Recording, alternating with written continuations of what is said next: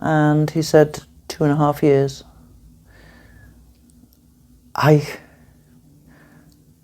didn't think I could feel any lower. You know, that pain that I'd be going through and everything, and having to wait another 2.5 years. I wouldn't do it. I wouldn't do it. I wouldn't be here. Whew. Let's get it back now. Sorry.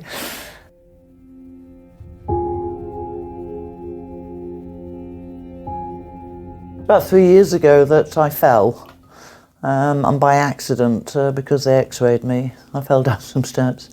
And they said the right hip is very, very bad.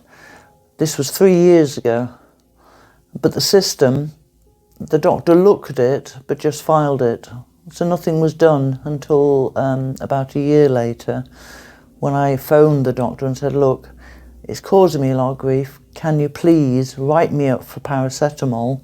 Because in our country, you can only buy 2 days supply from one shop. So I had to go racing around about 3 or 4 shops to get enough to last me the week.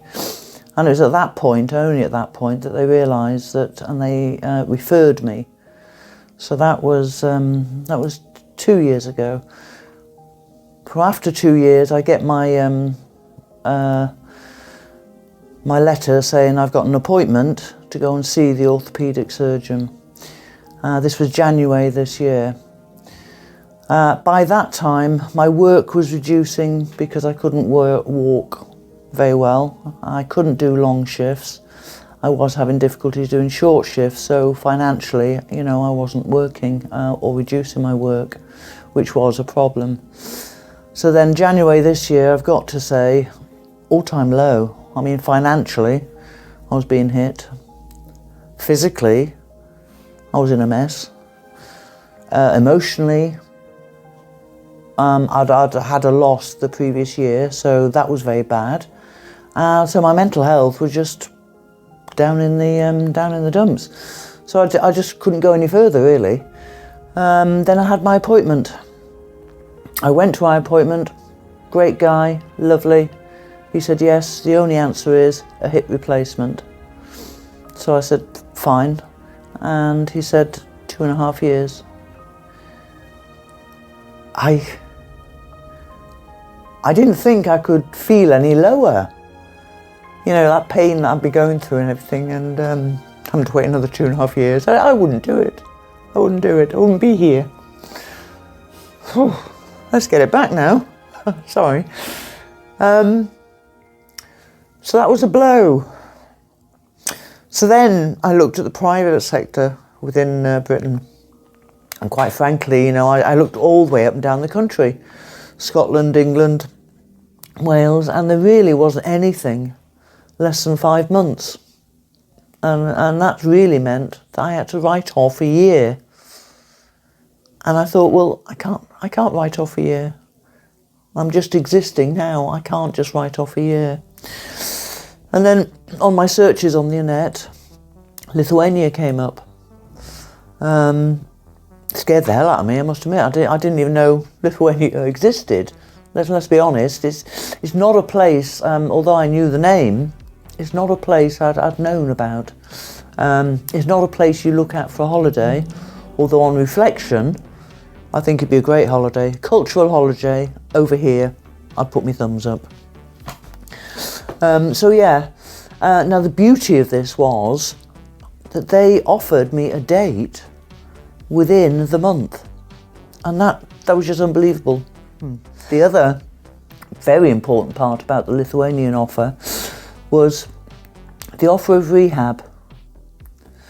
Now, when I gave thought to it, even if I'd gone in straight away at England, within 2-3 days I'd have been sent home. I live on a mountain.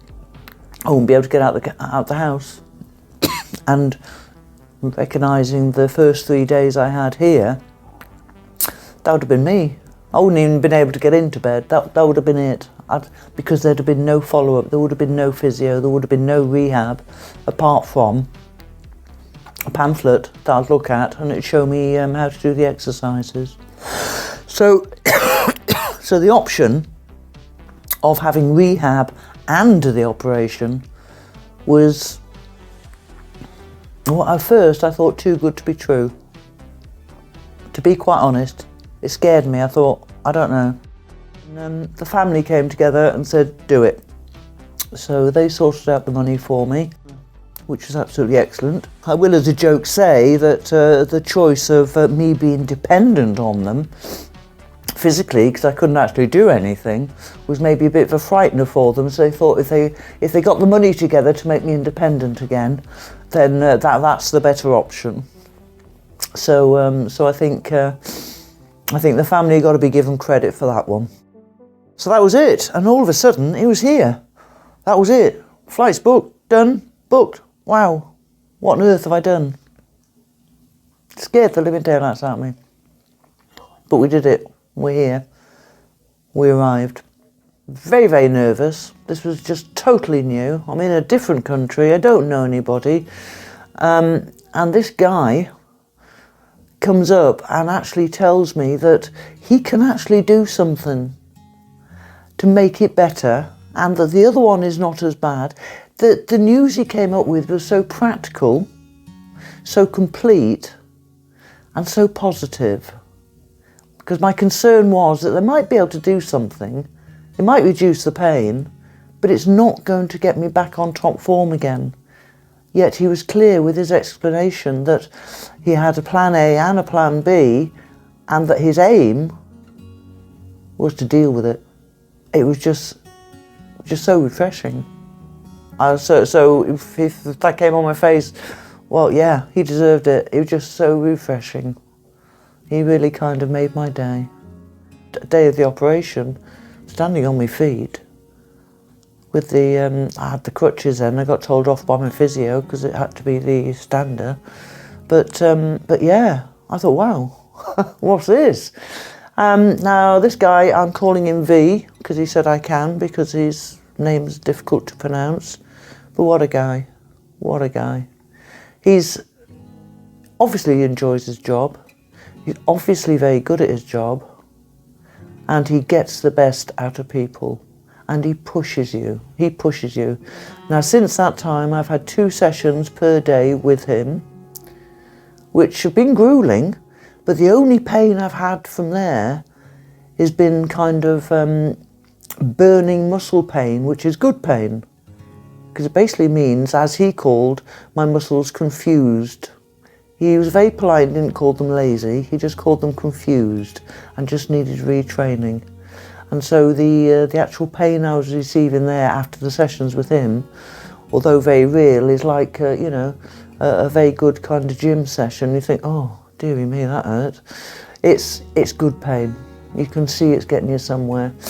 And to be able to, you know, not do anything, but within days, I think the second day, he had me walking up the stairs.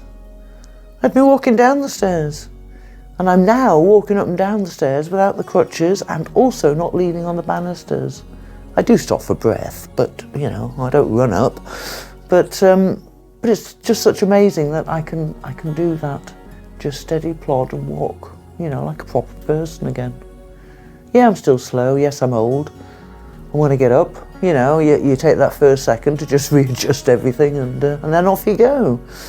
But yes, V is passionate about his job, passionate about his clients, and I'd recommend him to anybody if they've got any issues, and it's an absolute way forward. It's got to be done, and it's got to be part of the package. Otherwise, the surgery that is wasted if you don't have the package of care for afterwards, and this guy can deliver.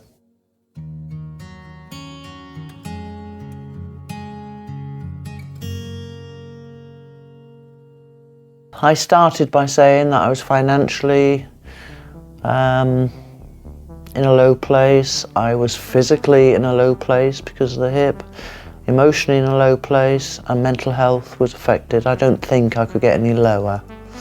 So with my hip now, the physical side, and the actual improvement I've made on the physical side, I can now face both the financial side and the emotional side, which is going to improve without a doubt the mental health side.